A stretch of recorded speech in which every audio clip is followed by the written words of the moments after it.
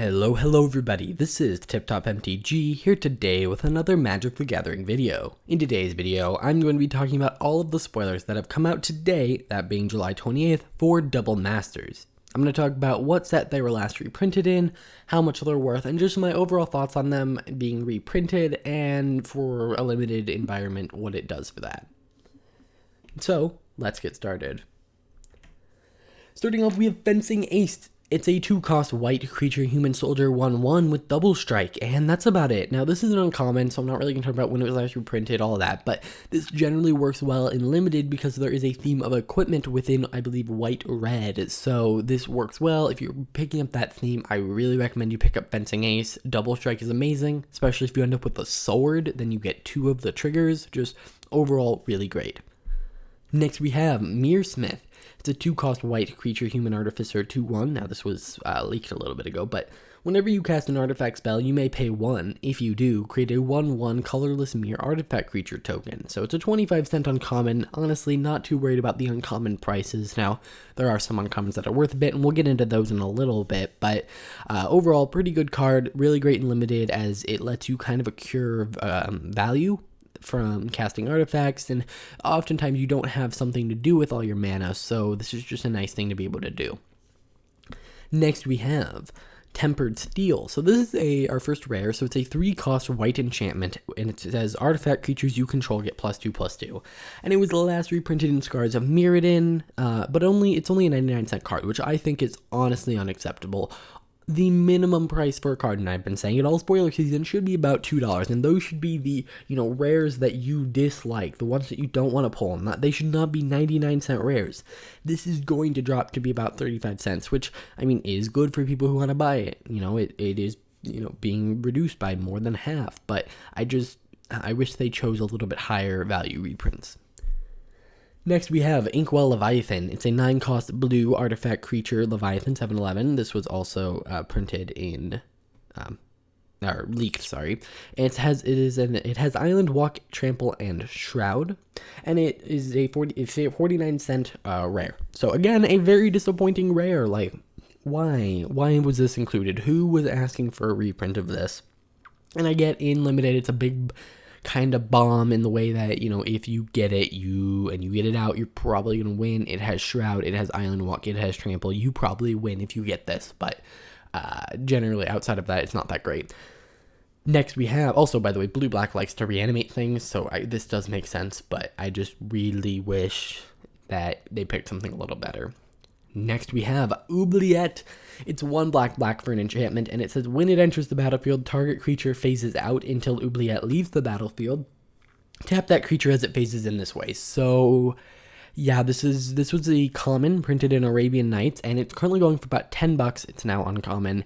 And the reason that it is so popular is because of Pauper. Because it was printed at common originally, it is probably one of the best, common removal spells. Or, it is just a pretty good common removal spell. And it was getting up to about $25 for a copy, which was insane. And so now that it's being reprinted, it has all new wording, new art, a lot of things. So it's good to see it being reprinted. It was leaked, but apparently I missed it, which is kind of unfortunate because this is one of the bigger cards. But overall, pretty awesome reprint.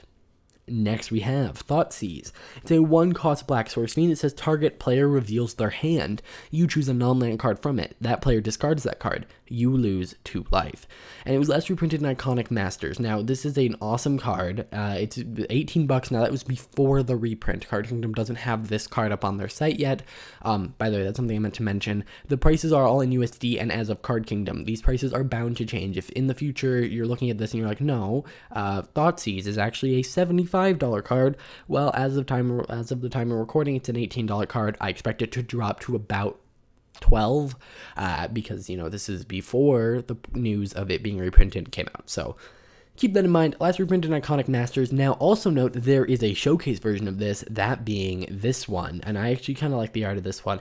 It's going for about $80, so not bad. Obviously, you're going to want to pull this. Now, I expect all the shit. By the way, when I say they're going for $80, I expect them to drop massively because think about it. If they're going for $80 and you get them in, $300 boost or $300 packs, or not packs, booster boxes or $100 packs, there's no way that the market can support that, because that's, you get 2 of them. Now you're getting $160. You're getting more than half your value back by just opening the box topper. So I really don't see these keeping this high of a price.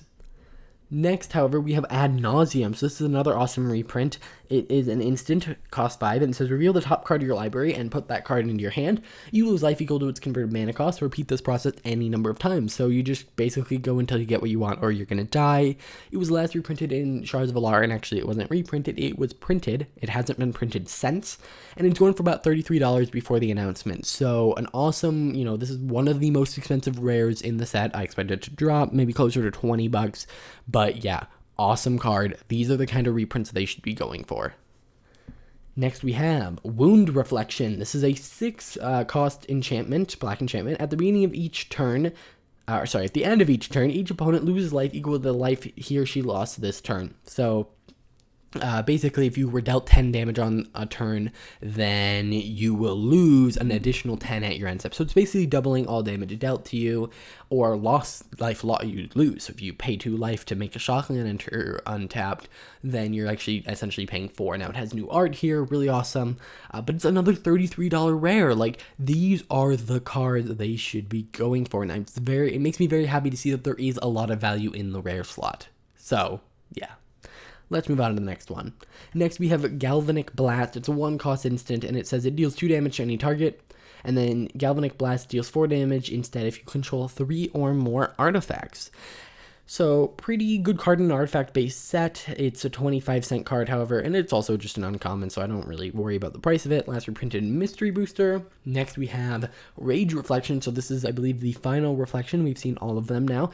And it's a 6-cost red enchantment, and it says creatures you control have double strike. It was last reprinted in Mystery Booster, and it's a 69-cent card before it was announced. So expect the price of this to fall to about 35 cents. So some of the cards in the reflection cycle are good, some of them are really bad. Next we have Causalix Predator. It's a 4-cost green 3/3 creature Eldrazi drone, and when it enters the battlefield, create 2 0/1 colorless Eldrazi spawn creature tokens. They have sacrifice this creature, add colorless. 25-cent common, not really going to talk about it that much. It's awesome that it creates, some colorless stuff and some tokens, but yeah, not too much to talk about. It's a common. Next, we have Briar. It's a 3-cost green 2/3 creature plant elemental, and whenever you sacrifice another permanent, put a counter on it. Again, it's a common, although this is the first time it's being reprinted, although it really doesn't need it because it's a common. Next we have Veteran Explorer. It's a 1-cost green creature, human soldier scout 1/1, and when it dies, each player may search their library for up to 2 basic land cards and put them onto the battlefield. Then each player who searched their library this way shuffles it. So it's going to let each player just ramp. So it's going to kind of speed up the game. This is an interesting card. If you have something that blocks people from searching the library, it becomes very good, but you do have to get it to die. So it also might be a combat deterrent for someone who doesn't want everyone to ramp. So keep that in mind. Next we have Bloodsport Threinix. It's a 4-cost green 2/2 creature lizard with Devour 1. So as it enters the battlefield, you may sacrifice any number of creatures. This creature enters the battlefield with that many +1/+1 counters. Awesome. It lets you just sacrifice lots of things, and each other creature you control enters the battlefield with an additional X +1/+1 counters on it, where X is the number of counters on Bloodsport Threinix. So you have it enter the battlefield, you sack 5 creatures, it's now at 7/7. That makes it so every creature enters the battlefield with 5 +1/+1 counters on it. Insane card. I love it. It's great. And it's going for about, it's going for about $1.50, a little low for my likings, but I just love the card. Next we have Vexing Shusher. It's a red-green, or Gruul creature, Goblin Shaman 2/2, and this spell can't be countered.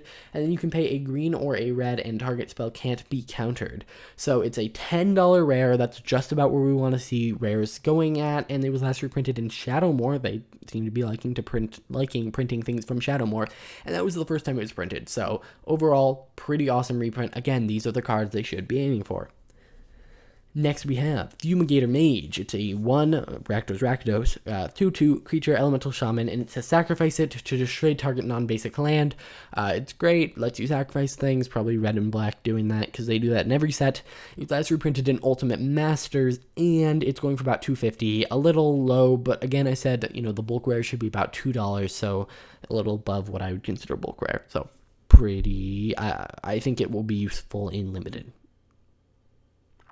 Next, we have Progenitor Mimic. It's a 6-cost green and blue creature shapeshifter, and it enters the battlefield as a copy of any creature, and at the beginning of your upkeep, you make a copy of it. So, essentially, you are going to say that you have Llanowar Elves, and you have this enter the battlefield as a copy of Llanowar Elves. Well, now you have 2 Llanowar Elves. At your upkeep, you make another copy of Llanowar Elves, so now you have 3, one of which is a token copy. Then you have, the next turn, you have 4, then 5, and then 6, and then 7. So, pretty awesome. Next, we have... Also, sorry, I need to talk about price. It's a $3 card, again, a little bit above bulk rare, and it was last reprinted in the Ravnica Legion's Guild kit. You know my opinion on slightly above bulk rare. Next, we have Merciless Eviction, which I thought was a much more expensive card, but it's a 6-cost white and black sorcery, and it says choose one, either exile creatures, exile all artifacts, exile all enchantments, or exile all planeswalkers. And it's $3.50, and that was before the announcement, so expect it to be dropped down to about $1.50 or $2. So again, kind of bulk rare, but this card is amazing, and you know, maybe dropping it below $3 is a good thing. Maybe it lets everyone who needs it get a copy of it, because some people or some deck, you know, let's say you're building a deck on a budget. Let's say you have $25, which is pretty low. That's a $3.49 is a big part of that. So in a way, this is good. Especially because this is just such a good board wipe. Next, we have Oblivion Stone. It's a 3-cost artifact, and you can pay 4 and tap it and put a fate counter on target permanent, and then you can pay 5 and tap it and sacrifice it and destroy each non-land permanent without a fate counter on it. So you are going to board wipe, but over time you can make things safe from your board wipe. And it's also each non-land permanent. So at its worst, I mean, this is an 8-cost destroy each non-land permanent, but it could also be an 8-cost destroy all non-land permanents except your best one. So pretty good. And it was from Commander Anthology Volume 2, and it's about $5. So again, I would say slightly below average, but not awful. Next, we have Sword of Feast and Famine. It's a 3-cost artifact equipment, and it gets a equipped creature gets +2/+2, and has protection from black and green. Whenever an equipped creature deals combat damage to a player, that player discards a card and you untap all your lands, which is insane. And then you equip it for 2. It was last reprinted as an invention, and before that it was mirrored in Besieged, and it's a $40 card, but that's not it. It also has a showcase version going for about $100, and I actually really like the art on this one. Next we have Darksteel Forge. This one was leaked, but it's a $9 artifact. Not $9, a 9 mana artifact, and it says artifacts you control have indestructible. It's a $20 mythic, a little low for what I'd like for a mythic, but it is above the price of a pack, and you do get another rare, so I would consider this to be adequate. And yeah, it's from Magic 2014. Nice. Next, we have Maze of Ith. It's a land, and it says tap, untap target attacking creature, prevent all combat damage that be dealt to, and value that creature. It's a rare worth $18. See, these are the kind of reprints, and honestly, today has been full of these amazing rares that are worth a lot. There are a lot of videos I do where it's, oh, here are all these really lame rares, but oh, some really expensive mythics, like really expensive mythics. And then, but here it's nice to see that there are a bunch of not hyper expensive, but pretty expensive rares. Remember, you get 2 rares, so if one of your rares pays for the pack, the other one is just pure profit from value perspective. Next, we have all of the showcase cards. So we do have a couple more things to throw in here. For instance, we now have Thoughtseize. So there's something either, you know, T through Z in black or A through B in red that's going to go there. We have, this whole page has been filled, and then this one we have the sword, so now we have the new sword in it. Pretty awesome. I don't know why it's not there. It should be there, right next to Sword of Fire and Ice. As you can tell, the blue around it means that I was predicting it, and the prediction is gone, so that means something went wrong here, but whatever. If you enjoyed this video, please hit that like button. Let me know what you guys thought of all of the spoilers from today. If you enjoyed, subscribe as well, and I'll see you guys in the next one.